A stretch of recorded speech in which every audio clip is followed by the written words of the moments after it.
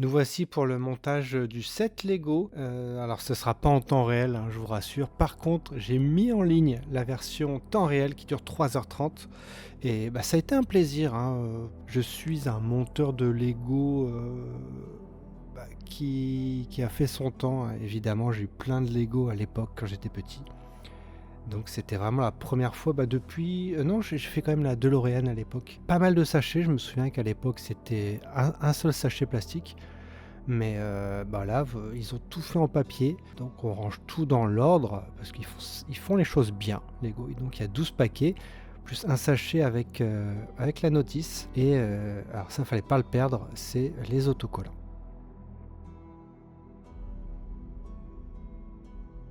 Brett Waller, qui est donc le concepteur de ce set, qui a eu les 10 000 votes nécessaires pour que Lego étudie son set. Ça a été étudié, ça a été évidemment refait pour que ce soit peut-être plus simple, avec des briques existantes et évidemment plus ou moins vendables, marketingement parlant. Et donc on va commencer par le sachet 1. Alors évidemment j'ai accéléré le montage, hein, vous allez voir. C'est bien qu'il fasse sachet par sachet, parce que c'est vrai qu'à l'époque, un seul sachet pour toutes les briques, il fallait chercher toutes les briques une par une. Là au moins on sait ce qu'on a, donc ça c'est cool. Et même dans les grands sachets, il y a des petits sachets avec les toutes petites pièces. Donc là on est Scully à construire en premier. Et c'est vrai que les minifigures, les mini-figurines, c'est les choses qu'on recherche chez les fans de Lego. Et là il y en a quand même beaucoup, hein. Il y en a 8. Il y en a 8, ce qui est quand même beaucoup, parce que c'est des créations, les mini-figurines. Donc ça coûte de l'argent. Eh oui. Donc là, on va construire d'abord la base du bureau de Mulder, donc toute la déco, tous les murs. On a eu des petites choses à cacher dans les briques, là, je sais pas, ça doit être un cafard ou quelque chose. Parce qu'on les cache vraiment dans... là, c'était au sous-sol, on va dire. On le colle sur le plancher, et ensuite, le plancher va être recouvert par une autre couche. Donc en fait, c'est vraiment des petites choses qu'on cache et qu'on reverra jamais, quoi. Donc c'est un peu... J'ai trouvé ça bizarre, j'avais pas le souvenir qu'ils aient fait ça à l'époque. Bon, évidemment, parce qu'à l'époque, il n'y avait pas autant de licences. Mais surtout, au niveau de la construction, j'ai été étonné qu'il y ait beaucoup de pièces plus ou moins inutiles à mettre, en fait. Et surtout au niveau des couleurs. Bon, là, les couleurs, ils ont fait des couleurs jaunes, les choses... je pense qu'ils sont les moins chères aussi, parce que les moins utilisées. Là, pour les fondations, on met des briques jaunes, pâles...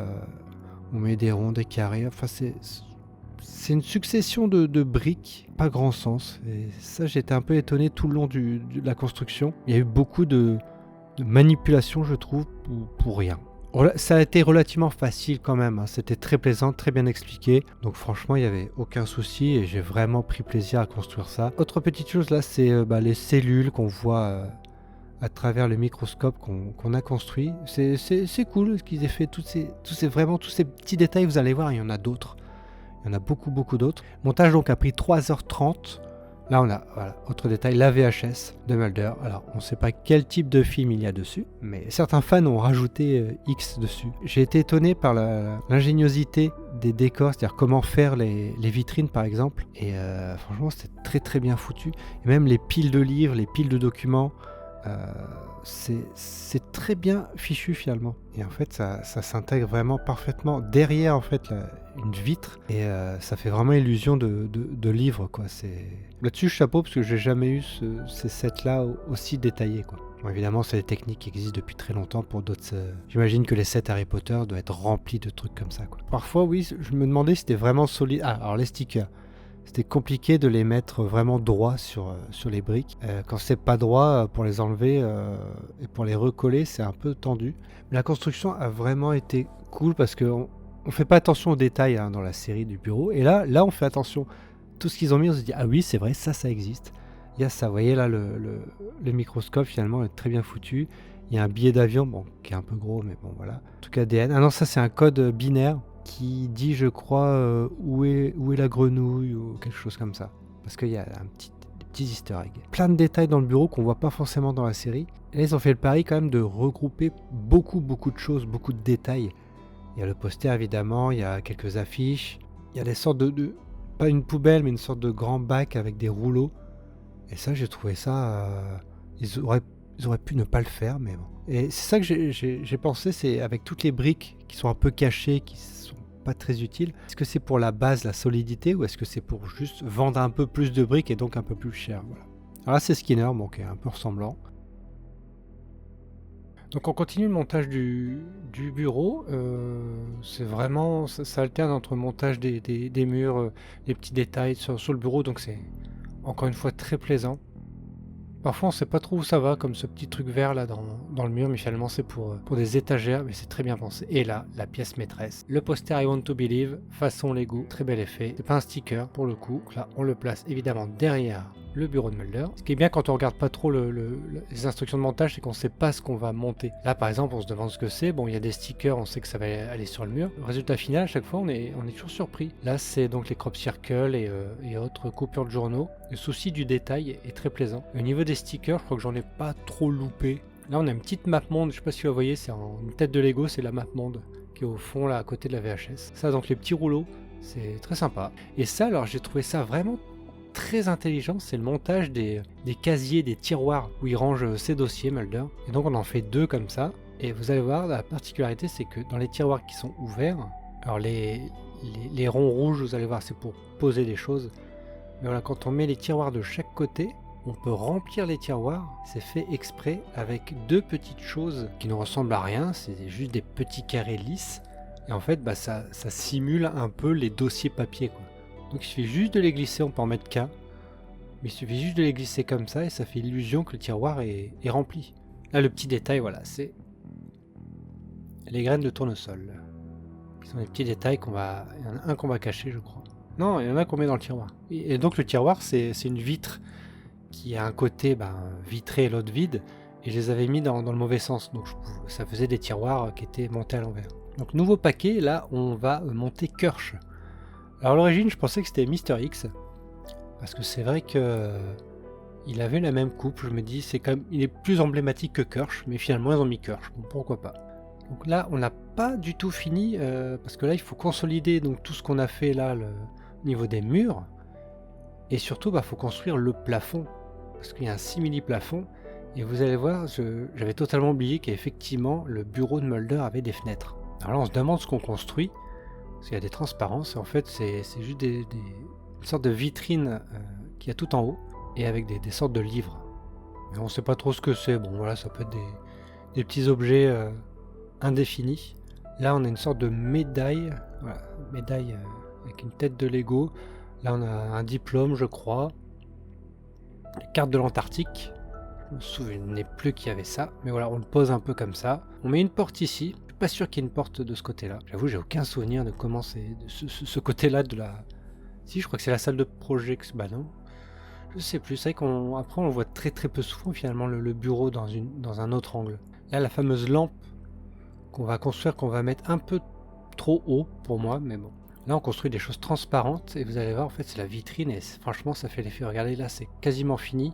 Et les vitrines sont quand même très bien foutues. Et vous voyez, c'est quand même assez épais au niveau du sol. Le sachet 5 avec une autre mini-figure, si je me trompe pas. Non, je pense pas. Pas sur ce sachet-là. Et là, vous voyez, c'est les fenêtres. Les fenêtres qui sont un peu en biais. La baie vitrée qui est quand même... alors, c'est foutu assez bizarrement. Ça peut pivoter, on se dit, tiens, c'est cool, on va pouvoir pivoter, mais non, ça sera bloqué ensuite par la suite. Alors j'ai vu un live stream de quelqu'un qui l'a fait en 1h30. Alors j'avoue peut-être qu'il était habitué, il avait bien rangé les briques. Bon j'avoue que j'aurais peut-être pu gagner facilement 30 minutes. Là encore d'autres détails, c'est des petites cartes, des boussoles, pour une autre vitrine en haut. Donc il a fait en 1h30 et j'ai vu, en plus il prend du temps quoi. Pour discuter sur le chat tout ça, il met 1h30. Alors là qu'est-ce que c'est? Ah oui, c'est une grenouille. Il y en a 3, une fameuse grenouille. Alors l'état de mes doigts, c'est parce qu'en fait, quand on met ensemble 2 briques, souvent ça coince un petit peu la peau. Donc oui, la petite grenouille, on la cache derrière le bureau, elle sera cachée. Donc il y a le journal qui dit grenouille cachée, le code binaire qui dit aussi qu'il y a des grenouilles cachées, et il y en a une là, et il y en aura 2 autres sur le dessus. Et là on construit donc le pourtour de la grotte. C'est vrai qu'il rajouter ça crée une sorte de cohérence. Après, c'est vrai que c'est une scène, finalement, La soucoupe, tout ça, c'est pas une scène qu'on a vue dans la série, donc c'est vraiment une mise en scène de l'univers de la série. Ah, vous voyez, Mulder, qui fait un peu la tête, il est un peu surpris, qui fait un peu colère. Et vous voyez le bureau quasiment terminé. Là, il manque évidemment... Là, c'est les murs, hein, il manque le vrai bureau. Le temps de replacer les figurines et c'est parti pour le bureau. Alors le bureau, c'est pareil, hein, c'est en coupe isométrique, on va dire. Et ça va assez vite à construire. Et vous allez voir, vous voyez les briques jaunes, en fait, c'est pour consolider. Ils ont mis des briques jaunes un peu moches. En fait, voilà, les petits ronds, les choses comme ça, marron, c'est... Je trouve pas que ça aide à consolider, mais bon. Donc c'est un faux plancher, enfin un double plancher. Là, on met le parquet. Là, alors, ouais, la tache d'huile noire, je trouve que c'est le petit détail qui fait vraiment... qui fait moche, quoi. Vraiment, pour ceux qui connaissent pas vraiment, ils vont tous se demander ce que c'est. Et là, on leur explique, on dit, ah oui, bon, ils auront oublié ce que c'est dans la série, je pense. Un dossier X-Files. Enfin, X-Files, sans S. Ça, c'est très bien qu'on met sur le bureau avec d'autres choses comme une lampe, les graines de tournesol et du courrier. On met 2 fauteuils, on met la plaque, la vérité est ailleurs. Et là, on a terminé. Et en fait, ça va être très simple, il suffit de clipser. C'est des petits rails en fait ça va tout seul. Hop, et ça tient très bien. Voilà le bureau qui est plutôt pas mal. Le rendu est vraiment bien, quoi. Maintenant on va passer, peut-être pas le plus dur mais le moins fun, c'est-à-dire tout le dessus là. Alors le Fluckman, voilà la douve, très bien faite. On la reconnaît de suite. Alors c'est le plus chiant, pourquoi? Parce que autant là la base ça va, et c'est faire les sapins et la végétation. Alors ça rend bien, mais à faire c'est un peu chiant. Là, vous voyez, il y a un petit truc noir que j'ai mis, on sait pas trop ce que c'est. Alors je sais pas si c'est un clin d'œil à quelque chose, j'ai l'impression que c'était une sorte de... je sais pas, pas un tas de terre, mais j'en ai 2, il y en a un qui est en trop, je sais pas du tout ce que c'est. Donc là on met plein de détails, vous voyez le petit vert même au milieu, enfin sur les côtés, ça sert pas à grand chose. Vu qu'on le renferme totalement avec du marron pour faire la terre. Et là on peut faire un peu ce qu'on veut, on peut ne pas suivre le modèle, parce que la végétation on peut la mettre un peu où on veut, quoi. C'est de la déco. Et après ça va être le plus dur, c'est la végétation. Vous voyez, il y a plein de petites choses, ça a été relativement facile à construire cette partie là. Et ensuite on construit un peu autour toute la végétation. Alors là on construit quelque chose en jaune, on se demande ce que c'est. Les crayons que plante Mulder dans le plafond.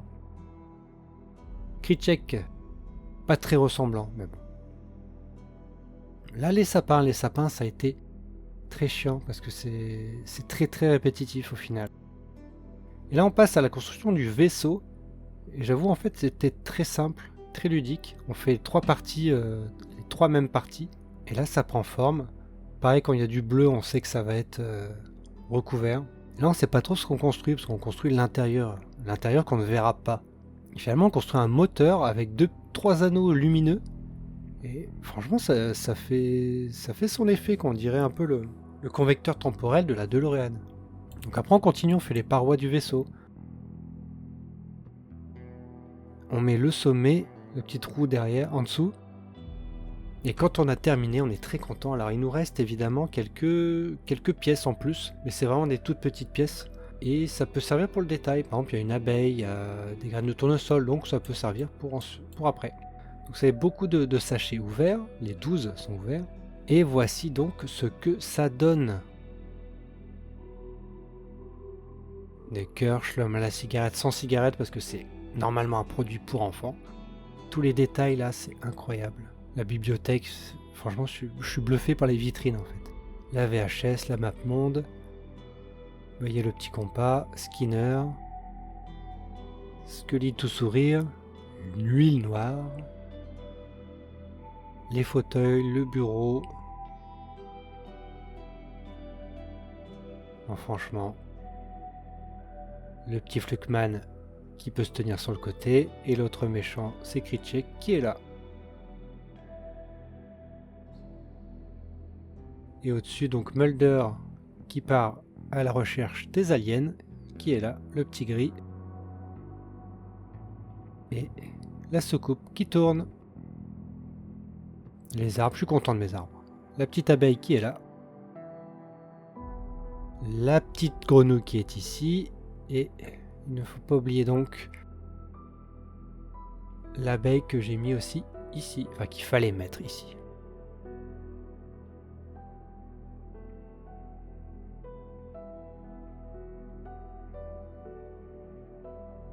Donc voilà pour ce set, les deux grenouilles. Voilà pour ce set qui était très plaisant à construire, ça faisait très longtemps que j'avais pas construit ça. Donc quasiment 2000 pièces pour 200 €, plus le laboratoire de Scully, qui a été monté également, je vous le montre dans une autre vidéo.